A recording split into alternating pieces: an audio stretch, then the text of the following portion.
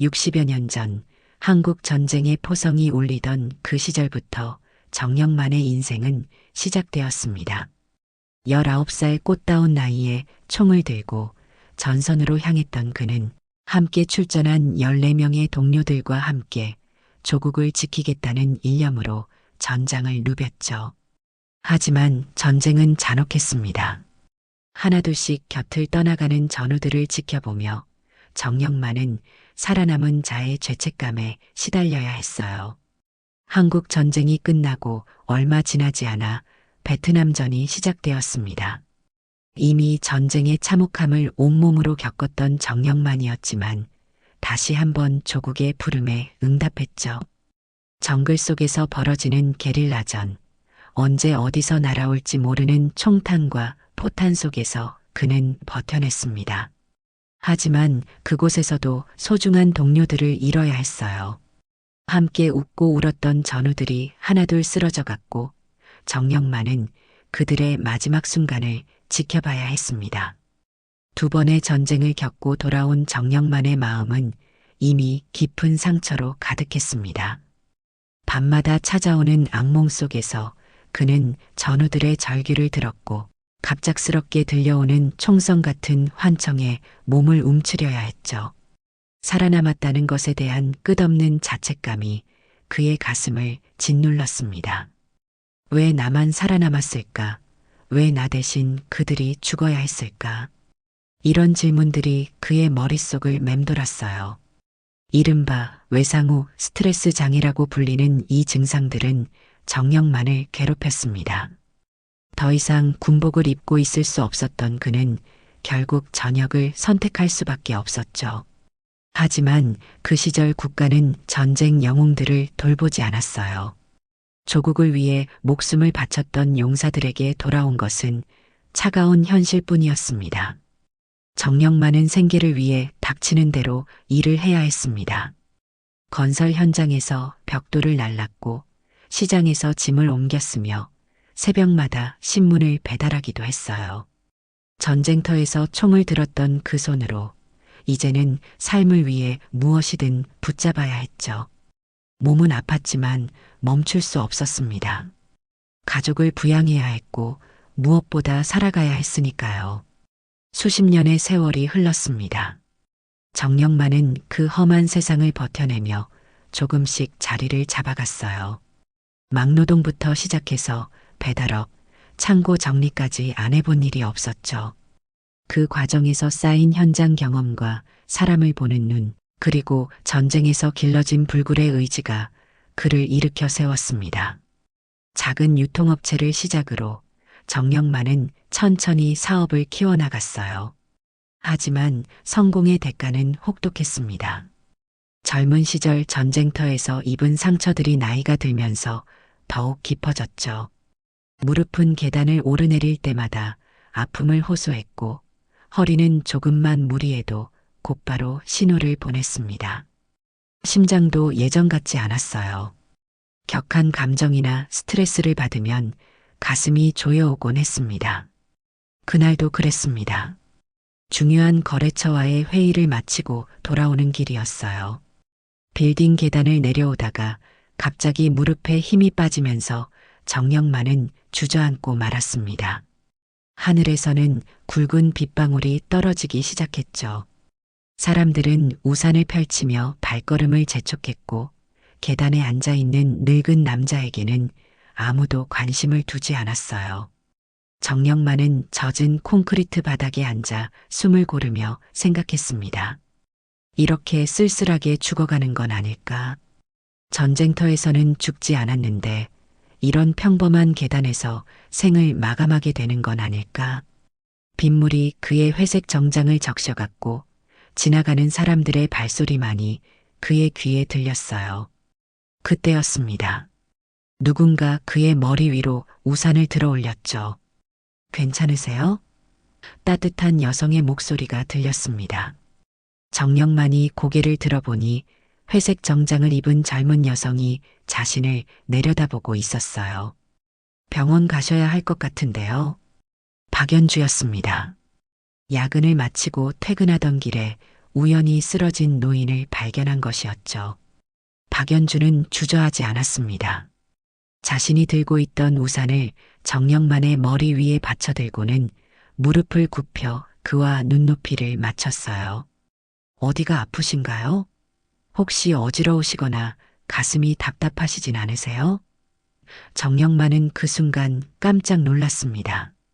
언제부터인가 사람들은 자신을 피해 지나가기만 했는데 이렇게 진심 어린 관심을 보여주는 사람을 만난 것은 정말 오랜만이었거든요. 괜찮습니다. 잠깐 쉬면 될 것 같아요. 정영만이 일어서려고 했지만 다리에 힘이 들어가지 않았습니다. 박연주는 재빨리 그의 팔을 붙잡아 일으켜 세웠죠. 전 괜찮아요. 저희 건물 첫 번째 층이 편의점이에요. 잠시만 계세요. 그러고는 정영만을 편의점 처마 밑으로 데려다 주었습니다. 빗소리가 점점 거세졌습니다. 박연주는 편의점에 들어가더니 따뜻한 커피 한 캔을 사왔어요. 이거라도 드시고 좀 기다리세요. 비가 그치면 택시 불러드릴게요. 정영만은 그 따뜻한 커피캔을 받아들며 가슴이 뜨거워짐을 느꼈습니다. 언제부터인가 잊고 살았던 감정이었어요. 누군가의 순수한 배려를 받는다는 것이 이렇게 감동스러운 일인지 새삼 깨달았죠. 고맙습니다. 정말 고마워요. 정영만의 목소리가 약간 떨렸습니다. 박연주는 미소를 지으며 고개를 저었어요. 뭐려? 당연한 일인걸요. 그리고는 자신의 명함도 이름도 알려주지 않은 채 저는 먼저 가봐야겠어요. 몸조리 잘하세요라고 말하며 사라져갔습니다.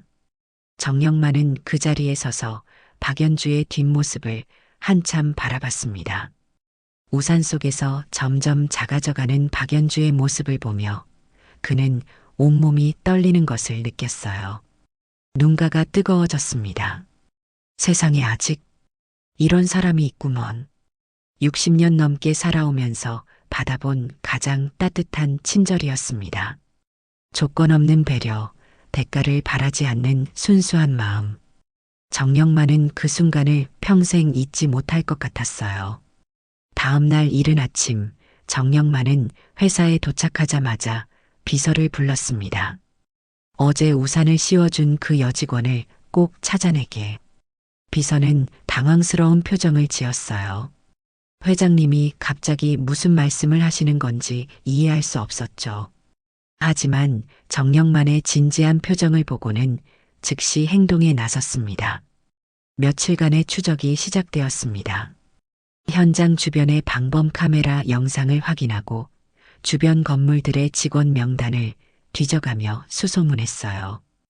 회색 정장을 입은 젊은 여성, 그 시간대에 그 건물에서 나온 사람. 단서는 많지 않았지만 정영만의 간절함이 통했는지 마침내 그 여성의 정체가 밝혀졌습니다. 박연주, 29살. 정영만의 회사와 계약을 맺고 있는 하청업체의 직원이었어요. 유통 관련 업무를 담당하고 있었고 그날은 야근을 마치고 퇴근하는 길이었던 것이죠. 정영만은 그 사실을 알고 깊은 감동을 받았습니다. 자신과 연결된 사람이었구나. 이것이 우연일까 아니면 운명일까? 정영만은 즉시 해당 회사의 대표에게 전화를 걸었습니다. 박연주라는 직원이 계시죠? 그 직원. 제 눈에 아주 특별하게 들어온 사람입니다. 지금 바로 뵙고 싶은데 가능할까요? 갑작스러운 연락에 당황한 대표는 무슨 일인지 물어봤지만 정영만은 직접 만나서 말씀드리겠습니다라고만 답했어요. 그 회사의 대표는 고민에 빠졌습니다. 정영만 회장은 자신들에게 중요한 거래처였거든요. 혹시 박연주가 무슨 실수를 저질렀나 걱정이 되었죠. 하지만 회장의 목소리에서 분노나 불쾌함은 느껴지지 않았어요. 오히려 따뜻함 같은 것이 느껴졌습니다. 알겠습니다. 내일 오전에 시간을 마련해 드리겠습니다. 정영만은 그날 밤 잠을 이루지 못했습니다. 박연주를 다시 만나게 된다는 생각에 가슴이 두근거렸어요. 그 짧은 순간이었지만 정영만에게는 인생을 바꾼 순간이었습니다. 따뜻한 한마디, 조건 없는 배려. 그것이 얼마나 큰 힘이 되는지 새삼 깨달았죠. 다음 날 오전, 박연주는 갑작스러운 대표의 호출에 당황했습니다. 무슨 일인지 모르겠지만 정영만 회장님이 너를 지명해서 만나고 싶다고 하시네. 대표의 말에 박연주는 머릿속이 하얘졌어요. 정영만 회장이라니 업계에서는 모르는 사람이 없는 유명한 분이었거든요. 자신 같은 말단 직원을 왜 만나려고 하실까? 회의실에 들어선 박연주는 더욱 긴장했습니다. 대표를 비롯해 임원들이 모두 자리에 앉아 있었어요. 모든 시선이 자신에게 집중되는 것을 느끼며 박연주는 가슴이 두근거리는 것을 억누르려 했습니다. 혹시 어제 비 오는 날 계단 아래 앉아 있던 노인을 기억하시나요? 대표가 조심스럽게 물어봤어요. 박연주는 깜짝 놀랐습니다. 네, 맞습니다. 아픈 것 같아서 그냥 마음이 아파서 도와드렸는데요. 그 순간 회의실 문이 열렸습니다. 정갈한 정장을 입은 정영만 회장이 들어왔어요. 박연주는 그 얼굴을 보는 순간 숨이 멎는 것 같았습니다. 어제 그 비 맞던 노인의 얼굴이었거든요. 그 노숙자, 바로 나였소. 정영만의 첫마디에 회의실은 정적에 휩싸였습니다. 박연주의 얼굴이 하얗게 질렸어요. 어제 자신이 도와드린 분이 바로 정영만 회장이었다니 믿을 수가 없었습니다. 죄송합니다. 정말 죄송해요. 제가 몰라보고. 박연주가 황급히 사과하려 했지만 정영만은 손을 들어 그를 제지했습니다. 사과할 일이 아니오. 오히려 내가 고마워해야 할 일이지. 정영만의 목소리는 따뜻했어요. 당신은 내가 누군지도 모르는 상황에서 순수한 마음으로 도움을 주었소. 그것이 얼마나 귀한 일인지 아시오? 박연주는 여전히 당황스러운 표정을 지었습니다. 꿈인지 현실인지 구분이 안 되는 상황이었어요. 회의실 안의 모든 사람들도 숨을 죽이고 이 상황을 지켜보고 있었습니다. 정영만 회장의 표정에서는 진심 어린 감사의 마음이 느껴졌어요. 어제 당신이 해준 그 작은 친절이 내게는 정말 큰 의미였소. 평생 잊지 못할 순간이었어. 정영만은 회의실에 모인 사람들을 둘러보며 천천히 입을 열었습니다. 여러분들께 말씀드리고 싶은 것이 있어. 그의 목소리에는 깊은 진정성이 담겨 있었어요. 사람의 품격이라는 것은 지위나 자리를 보고 나오는 게 아닙니다. 진짜 품격은 아무도 보지 않는 곳에서 아무 대가도 바라지 않고 보여주는 작은 친절에서 나오는 것이요. 박연주는 여전히 어리둥절한 표정으로 정영만을 바라보고 있었습니다. 정영만은 그런 박연주를 향해 몸을 돌렸어요. 어제 난 당신에게 인생 처음으로 조건 없는 우산을 받았소. 그의 목소리가 약간 떨렸습니다. 지금까지 나라를 위해 목숨을 바쳤고 사업을 위해 평생을 바쳤지만 한 사람의 순수한 다정함이 그 무엇보다 고마웠소. 정영만의 눈가가 촉촉해졌습니다. 전쟁터에서 수많은 동료들을 잃었고 그 아픔을 안고 평생을 살아왔소.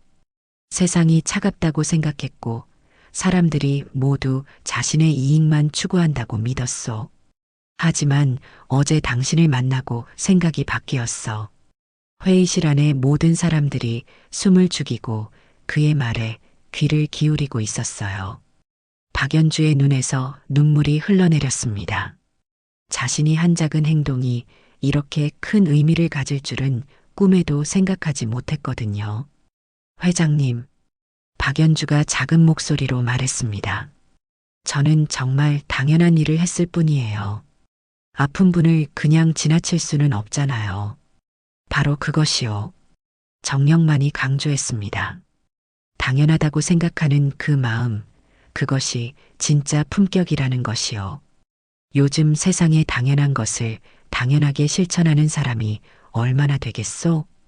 그는 회의실에 있는 모든 사람들을 다시 한번 둘러봤어요. 우리 모두 박연주 씨에게서 배워야 할 것이 있어. 진정한 인간의 가치가 무엇인지 말이요. 정영만은 박연주에게 다가가 정중하게 고개를 숙였습니다. 정말 고맙소. 당신 덕분에 내 마음속에 다시 따뜻함이 돌아왔어. 그 순간 회의실 안의 모든 사람들이 깊은 감동을 받았어요. 성공한 기업가가 한 젊은 직원에게 이렇게 진심으로 감사를 표하는 모습을 보며 진정한 리더십이 무엇인지 깨달았죠. 며칠 후 정영만은 박연주와 단둘이 만날 자리를 마련했습니다. 조용한 카페에서 마주 앉은 두 사람 사이에는 묘한 긴장감이 흘렀어요. 박연주는 여전히 어색함을 감추지 못하고 있었습니다. 회장님, 저 같은 사람을 이렇게 따로 만나주시다니. 박연주 씨, 정영만이 그를 제지했습니다. 나는 지금 회장으로서가 아니라 한 사람의 인간으로서 당신과 이야기하고 싶소. 그의 말에 박연주는 조금 마음을 놓았어요. 당신이 해준 그 작은 친절이 내게 얼마나 큰 변화를 가져왔는지 말해주고 싶어서 이 자리를 마련했소. 정영만은 자신의 과거 이야기를 들려주기 시작했습니다. 전쟁의 아픔, 동료들을 잃은 슬픔, 그리고 그 상처를 안고 살아온 지난 세월들. 박연주는 그의 이야기를 들으며 눈물을 흘렸어요. 평범해 보였던 그 노인이 이런 깊은 상처와 아픔을 안고 살아온 분이었다니. 그래서 나는 당신에게 제안을 하나 하고 싶소. 정영만이 진지한 표정으로 말했습니다. 우리 회사와 직접 계약을 맺고 유통 담당 업무를 맡아주시오. 당신 같은 사람이 우리 조직에 필요하오. 박연주는 깜짝 놀랐어요. 갑작스러운 제안에 어떻게 반응해야 할지 몰랐습니다. 하지만 회장님, 저는 그냥 평범한 직원이에요. 특별한 능력이 있는 것도 아니고. 박연주가 머뭇거렸습니다. 정영만은 고개를 저었어요. 능력은 키울 수 있어. 하지만 당신이 가진 그 따뜻한 마음, 그것은 타고나는 것이요. 그것이 바로 진정한 능력이라고 생각하오. 박연주는 한참을 고민했습니다. 이런 기회가 흔하지 않다는 것을 알고 있었지만 동시에 부담스럽기도 했어요. 시간을 좀 주세요. 중요한 결정이라 신중하게 생각해 보고 싶어요. 정영만은 미소를 지으며 고개를 끄덕였습니다. 물론이요. 충분히 생각해 보시오. 하지만 한 가지는 분명히 말씀드리고 싶소.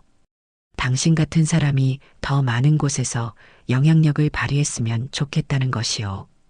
그날 밤 박연주는 잠들지 못하고 오랫동안 생각에 잠겼습니다. 자신이 한 작은 행동이 이렇게 큰 파장을 일으킬 줄은 꿈에도 몰랐어요. 하지만 정영만 회장의 진심 어린 제안을 받고 보니 더 넓은 세상에서 더 많은 사람들에게 도움이 될 수 있겠다는 생각이 들었습니다. 한 달 후 비가 내리는 어느 오후였습니다. 정영만과 박연주는 처음 만났던 그 장소에서 다시 만났어요. 박연주는 정영만의 제안을 받아들였고 새로운 출발을 준비하고 있었습니다.